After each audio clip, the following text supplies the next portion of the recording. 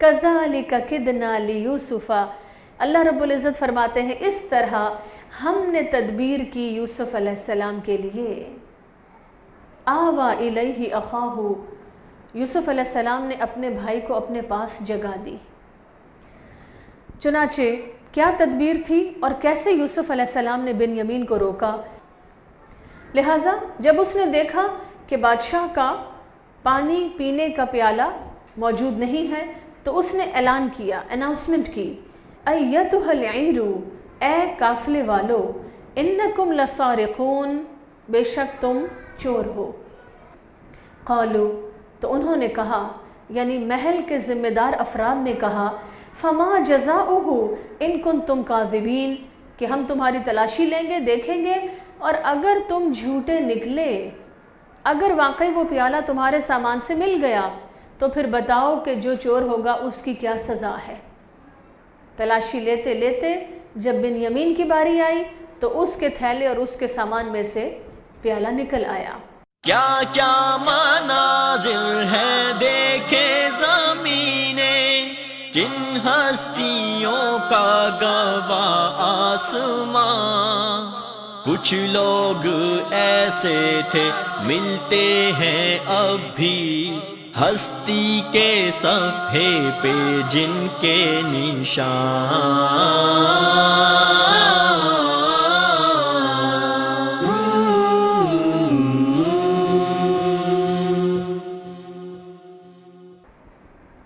علم حاصل کرنے کی نیت کیا ہونی چاہیے؟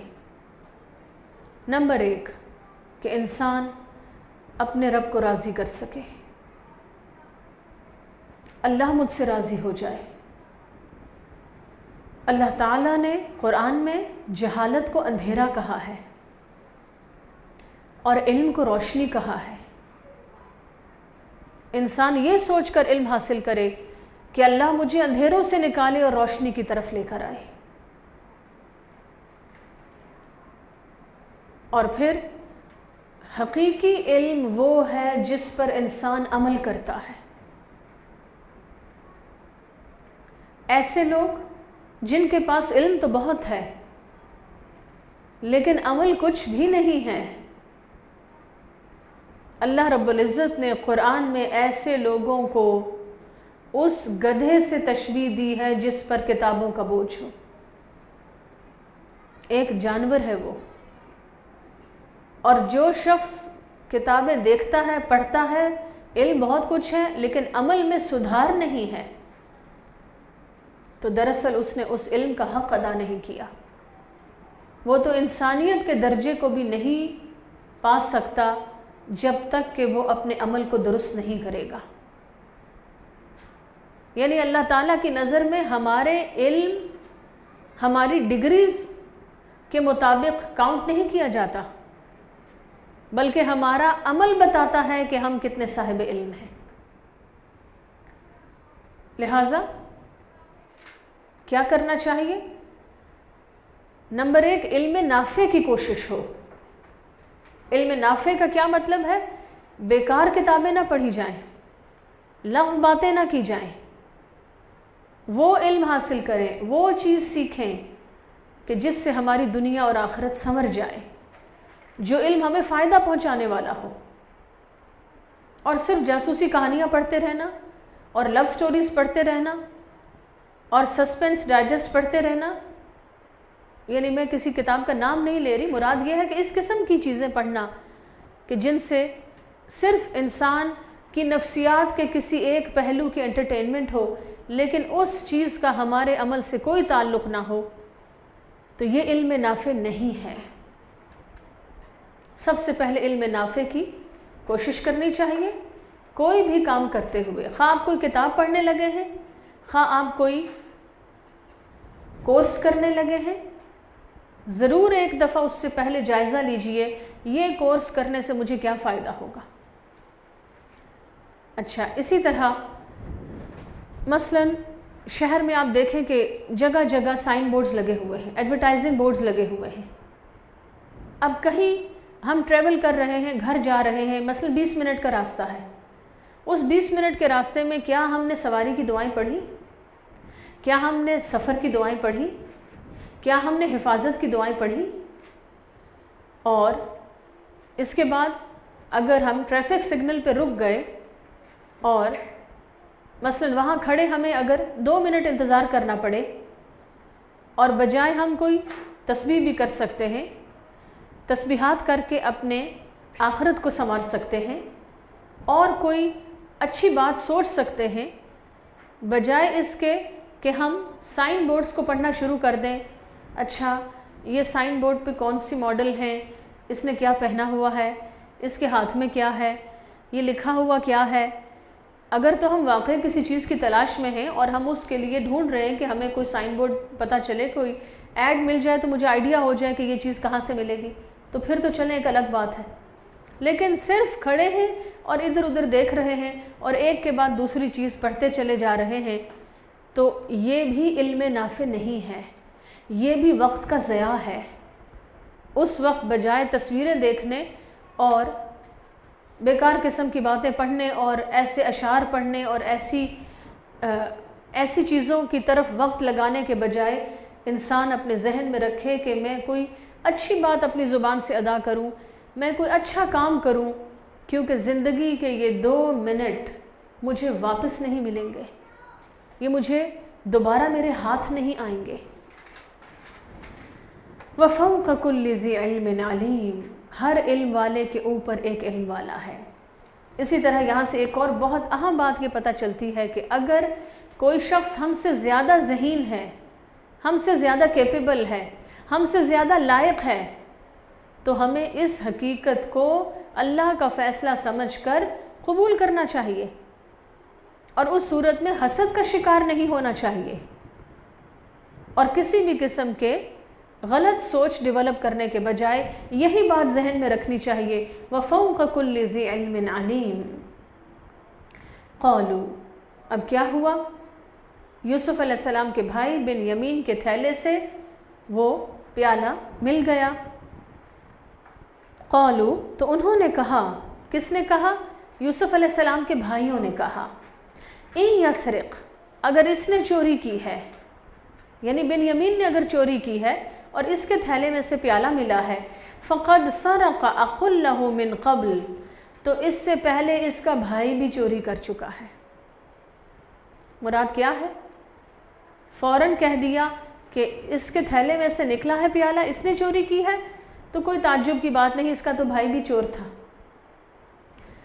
یہاں سے پتہ چلتا ہے کہ اخوان یوسف کے دل میں یوسف علیہ السلام کے لیے ابھی تک منفی جذبات تھے، اور ایک غلطی کرنے کے بعد ان کے دل میں کوئی احساس نہیں تھا اس بات کا کہ ہم نے یوسف کے ساتھ کیا کیا، ہم نے کیسے کیسے ظلم و ستم اس پہ ڈھائے، اور پھر اس کے بھائی کے ساتھ کیا معاملہ کیا، اور اس کے ذریعے اپنے باپ کو کتنا دکھ دیا۔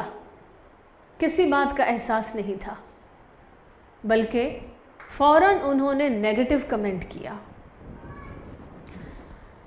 ہمارے ہاں بھی اکثر ایسا ہوتا ہے، مثلاً اگر ہم کہیں جائیں اور ہمارے دل میں کسی کے لیے کوئی شک ہو ہلکا سا، اور وہاں جا کر مثلاً ہم اپنے بیگ میں سے کوئی چیز نکال رہے ہیں اور ہمیں محسوس ہوا، ہو سکتا ہے وہ چیز ہمارے ہی بیگ کی کسی اور پاکٹ میں ہو، لیکن جلدی میں ہم دیکھ رہے ہیں اور اگر ہمیں وہ نہیں مل رہی تو شاید فوراً یہ خیال آئے، یہ جو کھڑی ہے نا پاس، یہ جو آج صفائی والی آئی ہے، یہ جو فلاں پھر رہی تھی، یہ جو فلاں میرے قریب بیٹھی تھی، یہ ضرور اس نے کچھ نکال لیا ہوگا، اور ہو سکتا ہے کہ اگلے ہی لمحے وہی چیز ہمیں ہمارے بیگ کی کسی پاکٹ میں نظر آ جائے، کسی نے نہ نکالا ہو۔ لیکن فوراً دوسرے کے بارے میں منفی خیال لانا، یہ بھی حسن ظن کے خلاف ہے، یہ بات بھی ناپسندیدہ ہے۔ دوسروں کے بارے میں اچھا گمان رکھنا چاہیے، یہ ضرور ہے کہ اپنی چیزوں کی انسان حفاظت کرے، لیکن فوراً یہ نہ کہے یہ بھی چور ہے، یہ اس لیے چور ہے کہ اس کی تو فیملی میں فلاں واقعہ ہوا، یا یہ تو فلاں فیملی سے بلونگ کرتی ہے، یا یہ چونکہ میرے سسرال سے ہے لہٰذا یہ تو بری ہی ہے، یہ چونکہ میری فلاں کزن ہے، اس کی بہن ایسی ہے لہٰذا یہ بھی ایسی ہے۔ یہاں ایک سوال لکھیے، میرے ذہن میں کس کے بارے میں بدگمانی ہے؟ اس کی وجہ کیا ہے، اس کو انالائز کیجئے۔ مجھے دوسروں کے بارے میں اچھا گمان اور اچھا خیال رکھنا ہوگا، کیونکہ مسند احمد کی روایت ہے، نبی اکرم صلی اللہ علیہ وسلم نے فرمایا، حسن الظن من حسن العبادہ، اچھا گمان بھی اچھی عبادت ہے، یا اچھے گمان سے اچھی عبادت پیدا ہوتی ہے۔ جس شخص کی سوچ غلط ہے، ذہن میں برائیاں ہیں، لوگوں کے بارے میں نیگیٹو سوچ ہے، وہ نماز میں کھڑا ہو کر اللہ رب العزت کا کیسے ایک متقی اور فرمانبردار بندہ بن کے عبادت کرے گا؟ اس کی عبادت میں کیا خوبصورتی ہوگی کہ جس کا ذہن لوگوں کے بارے میں بدگمان ہے۔ اب یہاں کیا واقعہ تھا کہ جس کو ذہن میں رکھتے ہوئے یوسف علیہ السلام کے بھائیوں نے فوراً ان پر الزام لگا دیا؟ اس کے بارے میں علماء کی جو آراء ہیں، نمبر 1، علماء نے فرمایا کہ یہ صرف بھائیوں کی بدگمانی تھی، حسد تھا جس کا اظہار ہوتا ہے، فوراً کہہ دیا اس کا تو بھائی بھی چور تھا، یوسف بھی چور تھا۔ نمبر 2، ایک واقعہ ملتا ہے اور اس کا خلاصہ یہ ہے کہ یوسف علیہ السلام اور یہ سارے بھائی، یہ 12 بھائی بچپن میں کہیں اپنی پھوپھی کے ہاں گئے، جیسے بچے جاتے ہیں خالہ پھوپھی کے گھر، اور پھوپھی کو بھی یوسف علیہ السلام سے بہت محبت تھی، اور وہ یوسف علیہ السلام کے لیے چاہتی تھیں کہ وہ رات ان کے گھر گزاریں، لیکن انہوں نے یہ سوچا کہ اگر میں نے یوسف کو روکا اور باقی بھائیوں کو نہ روکا، باقی بھتیجوں کو، تو کیا ہوگا، وہ ناراض ہو جائیں گے۔ لہٰذا انہوں نے اپنے گھر کی کوئی چیز یوسف علیہ السلام کے تھیلے میں ڈال دی اور یہ کہا کہ فلاں چیز نہیں مل رہی اور دیکھو کس کے پاس ہے، اور جس کے پاس سے نکلی اس کو پھر میں روک لوں گی، اور وہ چیز یوسف علیہ السلام کے تھیلے سے نکلی، اور اس طرح انہوں نے یوسف علیہ السلام کو اس رات اپنے پاس روک لیا۔ تو علماء کی ایک رائے یہ ہے کہ شاید وہ بات، بچپن کی جو ایک واقعہ ہوا، شاید وہ بھائیوں کے ذہن میں تھا، اور انہوں نے جب دوبارہ ویسی ہی صورتحال دیکھی تو فوراً کہہ دیا کہ یہ چور ہے، اس کا تو بھائی بھی چور تھا۔ حالانکہ آپ دیکھیں کہ اگر کوئی ایسا واقعہ پیش آیا بھی ہو تو ایک بچہ چھوٹا سا اور جو اپنی پھوپھی کے گھر ہے، بھتیجا ہے اپنی پھوپھی کا، تو وہ اگر وہاں سے کوئی چیز، کوئی کھلونا، کوئی کھانے پینے کی چیز اگر اٹھا بھی لیتا ہے تو اس کا یہ مطلب نہیں کہ ساری زندگی کے لیے اس کو بلیم کر دیا جائے کہ یہ چور ہے، اور جبکہ خود اس کے ساتھ اتنی زیادتی کر چکے تھے وہ، اس کے باوجود اپنی کوئی برائی ان کو یاد نہیں، اور دوسرے کے بارے میں ان کا کیا رویہ ہے۔ یہ دل کے سخت ہونے کی نشانی ہے۔ جب انسان کا دل سخت ہو جاتا ہے اس کا رویہ کیسا ہوتا ہے کہ اس کو اپنی کوئی برائی نظر نہیں آتی، اور دوسرے کی چھوٹی سے چھوٹی معاملے کو بھی وہ اچھال کے اس کو بڑا بنانے کی کوشش کرتا ہے۔ ہمیں اپنے اندر محسنین کی صفات پیدا کرنی ہے، اور جو دوسری قسم کی صفات یہاں سامنے آ رہی ہیں ان سے اپنے آپ کو بچانا ہے۔ پھر کیا ہوا؟ فَأَسَرَّهَا يُوسُفُ فِي نَفْسِهِ، یوسف علیہ السلام ان کی یہ بات سن کر اپنے دل میں ہی پی گئے، خاموش ہو گئے، چھپا دیا اس بات کو اپنے دل میں ہی۔ وَلَمْ يُبْدِهَا لَهُمْ، اور ان کے سامنے بات کو ظاہر نہ کیا کہ مجھے کتنی تکلیف پہنچی ہے تمہاری اس بات سے، اور میں ہی یوسف ہوں، اور منہ در منہ مجھ پر کیسے الزام لگا رہے ہو، اور دل میں ہی کہنے لگے قَالَ أَنْتُمْ شَرٌّ مَكَانًا، کہنے لگے کہ تم کتنے برے مقام پر ہو۔ مراد کیا ہے کہ کرتے کیا ہو، خود کیا ظلم کمائے ہیں، اور الزام کس پہ لگا رہے ہو، یعنی کس درجے کے لوگ ہو، کتنے برا مقام و مرتبہ اپنے لیے بنا رہے ہو۔ واللہ اعلم بما تصفون، اور جو کچھ تم وصف بیان کر رہے ہو کہ یہ بھی چور ہے اور اس کا بھائی یوسف بھی چور تھا، تو اللہ رب العزت خوب جانتا ہے ان باتوں کی حقیقت کو۔ پھر کیا کہنے لگے؟ اب معاملہ کیا طے پایا کہ بنیامین کو محل میں روک لیا جائے گا، کیونکہ اس کے تھیلے میں سے بادشاہ کا پیالہ ملا۔ اور جب یہ فیصلہ ہوا تو قولو، ان بھائیوں نے کہا، یا ایھا العزیز، اے عزیز، اے بادشاہ، یعنی یہ عزیز کیا ہے؟ ٹائٹل ہے اس پوسٹ کا جس پر یوسف علیہ السلام تھے۔ نام نہیں لیا، بلکہ جیسے کہا جائے کہ فلاں جو ہے وہ پریزیڈنٹ ہیں یا کوئی پرائم منسٹر ہے یا منسٹر ہے، تو اس طرح یہ اس عہدے کا ٹائٹل ہے۔ کہنے لگے، اے عزیز، ان لہ ابا شیخا کبیرا، اس کا باپ بہت بوڑھا انسان ہے۔ اچھا اب آپ دیکھیں، یہاں یہ نہیں کہا کہ ہمارے والد صاحب بہت بوڑھے ہیں، کیا کہا؟ اس کا باپ بہت بوڑھا ہے۔ پھر پتہ چلتا ہے کہ ان کی کوئی دلی ایفیلیشن نہیں تھی اپنے باپ کے ساتھ، نہ اپنے باپ کے ساتھ اور نہ بھائیوں کے ساتھ، ورنہ کہتے نا کہ ہمارے والد صاحب بوڑھے ہیں۔ کہا اس کا باپ بہت بوڑھا ہے، فخذ احدنا مکانہ، لہٰذا اس کی جگہ ہم میں سے کسی کو روک لیجئے۔ انا نراک من المحسنین، بے شک ہم دیکھتے ہیں کہ آپ محسنین میں سے ہیں۔ اللہ تعالیٰ نے یوسف علیہ السلام کو محسن قرار دیا سورۃ یوسف میں۔ جیل کے قیدیوں نے کیا کہا تھا یوسف علیہ السلام کو؟ کہ آپ محسنین ہیں۔ اور یہاں یہ بھائی جو ایک طرف الزام لگا رہے ہیں اور دوسری طرف اعتراف کر رہے ہیں کہ آپ کون ہیں؟ آپ محسن ہیں۔ لہٰذا ہر طرف سے گویا اس بات کا اعتراف ہو رہا ہے کہ یوسف علیہ السلام کس مقام و مرتبے، کس درجے اور کس کردار اور مزاج کے حامل تھے۔ قالا، تو یوسف علیہ السلام نے فرمایا، معاذ اللہ، اللہ کی پناہ، ان نأخذ، کہ ہم پکڑ لیں، الا من وجدنا متاعنا عندہ، جس کے پاس ہم نے اپنا سامان پایا اس کے سوا ہم کسی اور کو پکڑ لیں، اللہ کی پناہ، یعنی ایسا تو ہم نہیں کر سکتے۔ انا اذا لظالمون، اگر ہم نے ایسا کیا کہ مجرم کو چھوڑ کے کسی دوسرے بے گناہ کو پکڑ لیا تب تو ہم ظالم ہوں گے، یہ تو غلط فیصلہ ہوگا، یہ تو ناانصافی ہوگی۔ فَلَمَّا اسْتَيْأَسُوا مِنْهُ، پھر جب وہ اس سے مایوس ہو گئے۔ کس سے مایوس ہو گئے؟ کہ یوسف ہماری بات نہیں مانے گا اور بنیامین کو اس نے پکڑ کے رکھنا ہے۔ خَلَصُوا نَجِيًّا، تو الگ اکیلے بیٹھ کر سرگوشی کرنے لگے، باہم مشورہ کرنے لگے۔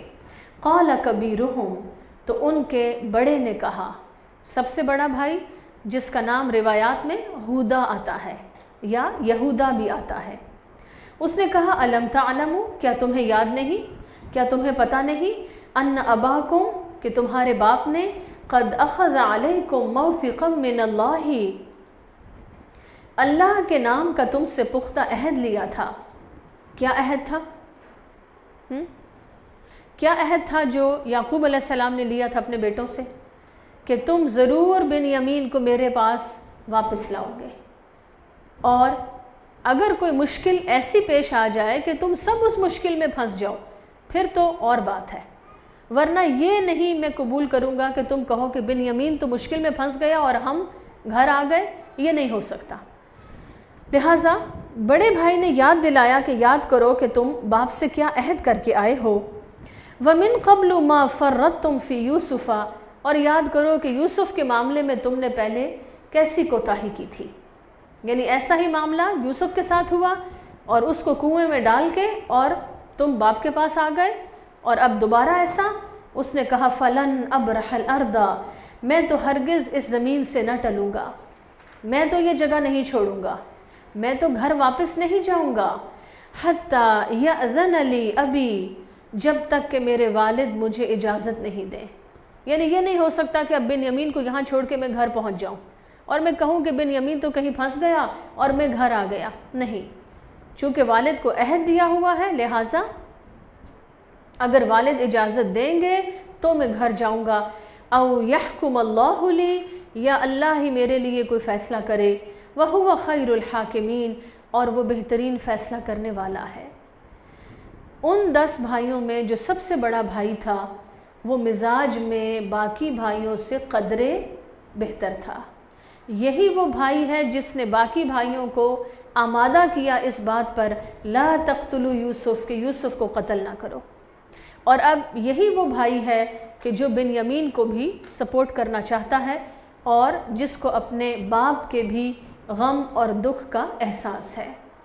لہٰذا اس نے کیا کہا، ارجعوا الی ابیکم، جاؤ اپنے باپ کے پاس، یعنی میں تو نہیں جاؤں گا، باقی کے جو 9 لوگ ہو تم جاؤ، فقولوا، اور ان کو جا کر بتاؤ، یا ابانا، اے ہمارے ابا جان، ان ابنک سرق، کہ آپ کے بیٹے نے چوری کی ہے، وما شہدنا، ہم نے نہیں دیکھا اس کو چوری کرتے ہوئے، الا بما علمنا، مگر ہم وہی بات کہہ رہے ہیں جو ہمیں بتائی گئی، وما کننا للغیب حافظین، اور ہم غائبانہ طور پر تو حفاظت کرنے والے نہیں تھے، یا یہ کہ ہم غیب کو تو جاننے والے نہیں ہیں، ہمیں جو بات بتائی گئی ہے وہ یہی ہے کہ اس کے تھیلے میں سے پیالہ نکلا اور اس نے چوری کی۔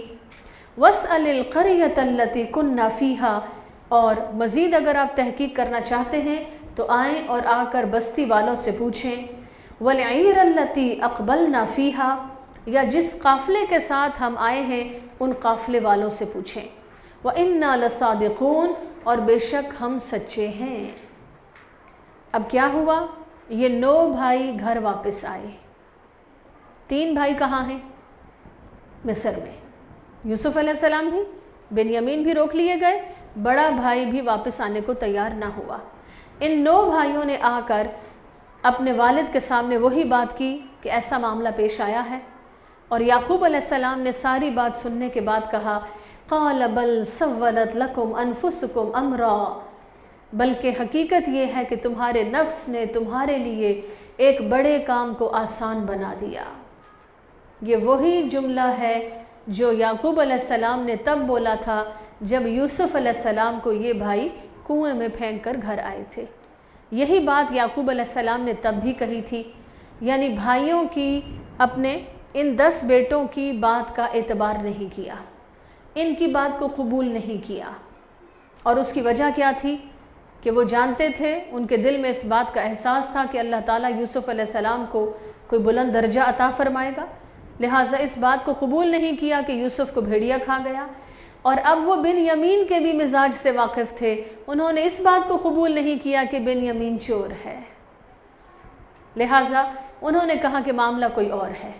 لیکن اب آپ دیکھیے، پہلی دفعہ تو اخوان یوسف کا قصور تھا نا کہ وہ خود یوسف علیہ السلام کو کنویں میں ڈال کے آئے، لیکن اب کیا بنیامین کے مصر رہ جانے میں بھائیوں کا قصور تھا؟ ڈائریکٹ کوئی قصور نہیں تھا، لیکن یعقوب علیہ السلام نے یہی سمجھا کہ جس طرح انہوں نے یوسف کو کوئی تکلیف پہنچائی، شاید انہوں نے بنیامین کے ساتھ بھی کچھ کیا ہے۔ اس سے کیا پتہ چلتا ہے کہ یعقوب علیہ السلام اگرچہ پیغمبر تھے، اللہ کے نبی تھے، ان کے پاس وحی آتی تھی، لیکن غیب کا علم نہیں تھا۔ یعقوب علیہ السلام کے پاس غیب کا علم نہیں تھا۔ اگر ان کے پاس غیب کا علم ہوتا یا کل علم ہوتا تو ان کو پتہ چل جاتا کہ حقیقت کیا ہے۔ انہوں نے اس موقع پر یہی سمجھا کہ بھائیوں کا ہی قصور ہے اور انہوں نے ہی بنیامین کے ساتھ کوئی زیادتی کی ہے۔ اچھا، اب یہاں جو یہ الفاظ ہیں، سولت لکم انفسکم امرا، بہت اہم الفاظ ہیں، اور اس سے یہ پتہ چلتا ہے کہ انسان کا نفس انسان کو ایسی باتیں سجھاتا ہے جس سے بڑا گناہ آسان ہو جاتا ہے، اور کبھی بھی کوئی شخص یہ سوچ کر برائی نہیں کرتا کہ میں برا کرنے لگا ہوں، میں گناہ کرنے لگا ہوں، بلکہ ضرور اس کا نفس اس کو کوئی ایسی جسٹیفیکیشن دیتا ہے۔ کیا مطلب ہے جسٹیفیکیشن کا؟ اس کو کوئی تسلی دیتا ہے، ایسی کوئی ایسا بہانہ اور عذر سجھاتا ہے کہ جس کی وجہ سے بندہ برائی کو جسٹیفائڈ سمجھتا ہے اور آخر وہ برائی کر گزرتا ہے۔ یہ کام ہے نفس کا، لہٰذا نفس کے شر سے پناہ مانگنی چاہیے۔ کہ اے اللہ تو ہمیں ہمارے نفسوں کے شر سے بچا۔ ایک دعا لکھ لیجئے، نبی اکرم صلی اللہ علیہ وسلم نے یہ دعا سکھائی۔ یہ اتنی خوبصورت دعا ہے، ہر وہ شخص جو کامیاب ہونا چاہتا ہے اس کو لازماً یہ دعا اپنی زندگی میں شامل کر لینی چاہیے۔ دعا ہے اللہم الہمنی رشدی وَأَعِذْنِي مِن شَرِّ نَفْسِي۔ اے اللہ تو مجھے میری رشد و ہدایت عطا فرما اور مجھے میرے نفس کے شر سے بچا۔ ایک دفعہ مل کر ہم اس دعا کو پڑھیں گے، اللہم الہمنی رشدی وَأَعِذْنِي من شر نفسی۔ اے اللہ مجھے میرے نفس کی رشد و ہدایت عطا فرما اور میرے نفس کے شر سے بچا۔ فصبر جمیل، اور یعقوب علیہ السلام نے کہا کہ میں صبر کروں گا۔ عسى اللہ ان یأتینی بہم جمیعا، ہو سکتا ہے کہ اللہ ان سب کو میرے پاس لے آئے۔ کن سب کو؟ نمبر 1 یوسف علیہ السلام، نمبر 2 بنیامین، اور نمبر 3 جو بڑا بھائی ہے۔ انہ هو العلیم الحکیم، بے شک وہ علم والا اور حکمت والا ہے۔ اور یہاں سے پھر یوسف علیہ السلام کا صبر، جس کی مزید تفصیل اگلی آیات میں بھی آئے گی۔ اللہ رب العزت ہمیں عافیت کی زندگی عطا فرمائے، ہمیں تمام رشتوں کے لیے حسن ظن اور اچھے خیالات اور اچھی سوچ کی توفیق عطا فرمائے۔ اللہ تعالی ہمیں برائی کو برائی بنا کے دکھائے، اور ہمارا نفس اگر ہمیں برائی پر ابھارنا چاہے تو اللہ تعالی ہمیں ہمارے نفسوں کے شر سے بچائے۔ ہمیں صلہ رحمی کی توفیق عطا فرمائے کہ ہم اپنے رشتہ داروں اور عزیزوں کے لیے بدگمان نہ ہوں بلکہ ان کے خیر خواہ ہوں۔ وآخر دعوانا ان الحمد للہ رب العالمین۔ سبحانک اللہم وبحمدک، نشہد ان لا الہ الا انت، نستغفرک ونتوب الیک۔ السلام علیکم ورحمۃ اللہ وبرکاتہ۔ کچھ لوگ ایسے تھے ملتے ہیں اب بھی، ہستی کے صفحے پہ جن کے نشان